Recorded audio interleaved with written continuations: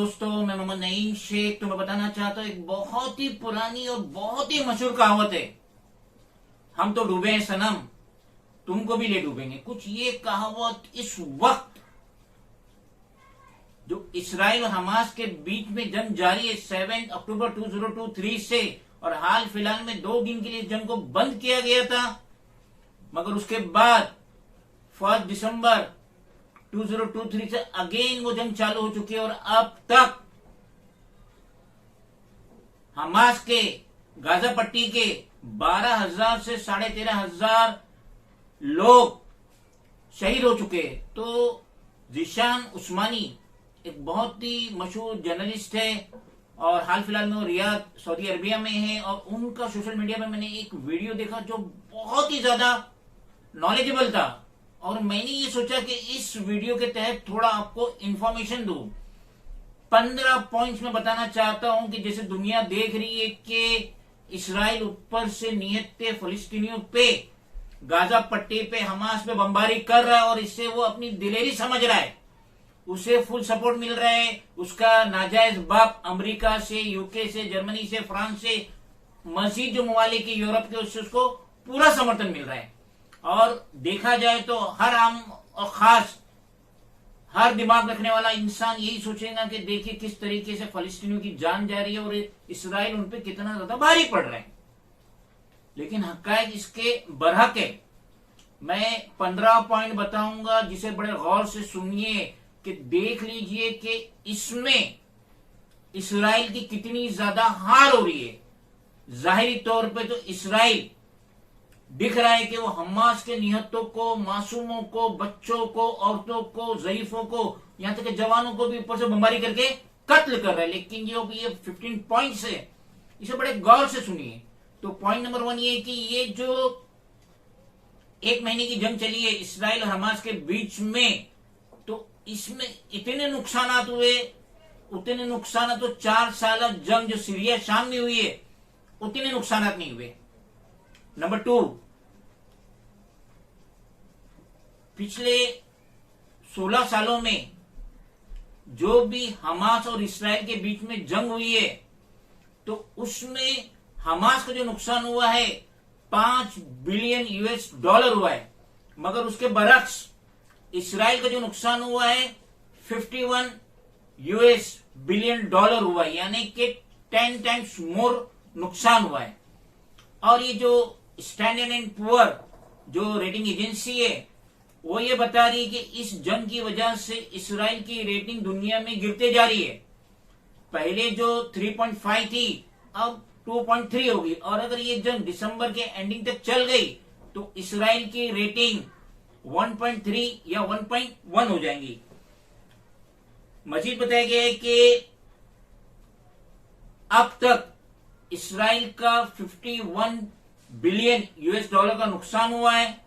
Next है, Israel को एक फलस्तीन को कत्ल करने के लिए $5 मिलियन लग रहे हैं। नेक्स्ट है, इसराइल में जो फ्लाइट्स थी, पहले 3,000 फ्लाइट्स माहाना पूरी दुनिया के गोशे गोशे में जाती थी, अब वो रिड्यूस हो गई, 33% रिड्यूस हो गई है। अब वो आ गई है 3,000 से 1,700 पे। इसराइल जो है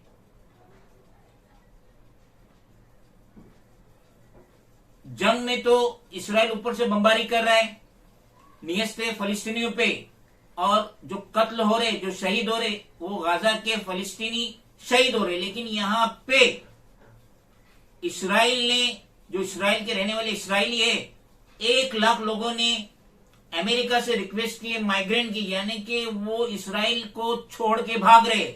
और ये पहली दफा हुआ कि जिन पे बम गिर रहे, जिनकी मौतें वाकई हो रही है, वो अपने मुल्क को छोड़ के नहीं जा रहे।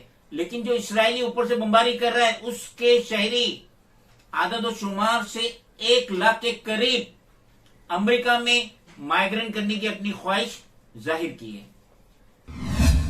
इसराइल में 3 लाख रिजर्व फौजी थे जो कि अपना काम मुल्क में करते रहते थे, लेकिन अब इस जंग के लिए इसराइल ने उन्हें जंग में कुदा दिया, तो जिसकी वजह से वो जो काम कर रहे थे वो काम बंद हो गया। अब उनकी सैलरी भी देना पड़ेगी और 15,000 फलिस्तीन से इसराइल में आके रोजाना काम करते थे, वापस चले जाते थे अपने घर। मगर अब उनका भी आना जाना बंद कर दिया, तो जिसकी वजह से जो 15,000 लोग काम कर रहे थे फलिस्तीनी इसराइल में, वो भी ठप हो गया। 1 महीने से स्कूल, कॉलेजेस, ऑफिसेस सब बंद है।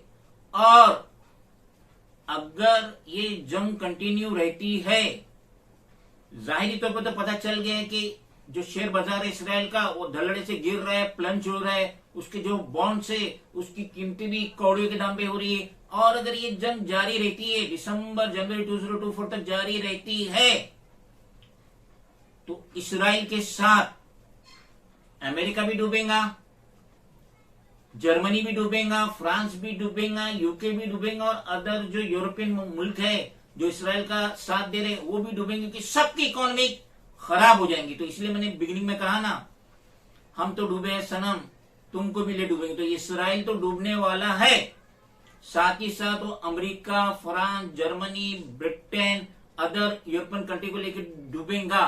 तो जाहिरी तौर पर हमें नजर आ रहा है कि इसराइल का पलड़ा भारी है, बहुत एडवांस है, बहुत हाई टेक्नोलॉजी है, ये है, वो है, अचरा है, कचरा है, सब है। लेकिन बातनी तौर पे ये जंग में जो जीत हो रही है वो हमास की हो रही है, फलिस्तीन की हो रही है। क्योंकि एक भी फलिस्तीनी अपनी जान दे दे रहा है, लेकिन अपने मुल्क का एक हिस्सा भी छोड़ने तैयार नहीं है। उन पे बमबारी हो रही है, उनकी मौत वाकई हो रही है। और अभी फ्राइडे के दिन भी 240 के करीब फलिस्तीनी बमबारी से शहीद हो गए, लेकिन वो अपने मुल्क को नहीं छोड़ के जा रहे। तो ये बहुत बड़ी बात है। हम सल्यूट करते फलिस्तीनी को जो इतनी बहादुरी से लड़ रहे हैं, गोरिल्ला जंग कर रहे हैं। भले ही उनके पास हथियार की कमी है, वेपन्स की कमी है, कोई उनको मोरल सपोर्ट, फाइनेंशियल सपोर्ट कोई दुनिया से नहीं मिला, उसके बाद भी वो डटे हुए। तो देख लीजिए, इंशाअल्लाह इसराइल का दुनिया में मुंह काला होगा। और वो जाहिरी तौर पे कितना भी दिखाएगा बहुत मजबूत है, लेकिन बातनी तौर पे वो फाइनेंशियली टूट चुका है।